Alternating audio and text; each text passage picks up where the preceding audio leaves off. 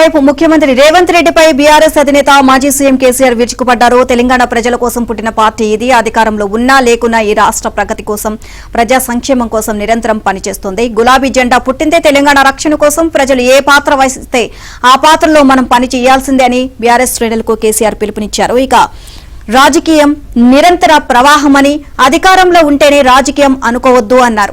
రాష్ట్ర ఆవిర్భావ దినోత్సవం నేపథ్యంలో నిన్న తెలంగాణ భవన్లో నిర్వహించిన సమావేశంలో కేసీఆర్ ప్రసంగించారు. తెలంగాణ ప్రజలందరికీ ఆయన రాష్ట్ర అవతరణ దినోత్సవ శుభాకాంక్షలు తెలియజేశారు. బీఆర్ఎస్ మహావృక్షం వంటిది అని, అసెంబ్లీ ఎన్నికల్లో ఓడిపోయాక కొంత నైరాశ్యంలో ఉన్న మాట వాస్తవమేనని పేర్కొన్నారు. కానీ ఇటీవల లోక్సభ ఎన్నికల సందర్భంగా తాను బస్సు యాత్ర మొదలుపెట్టగానే మళ్లీ అదే గర్జన కనిపించింది అని కేసీఆర్ తెలియజేశారు.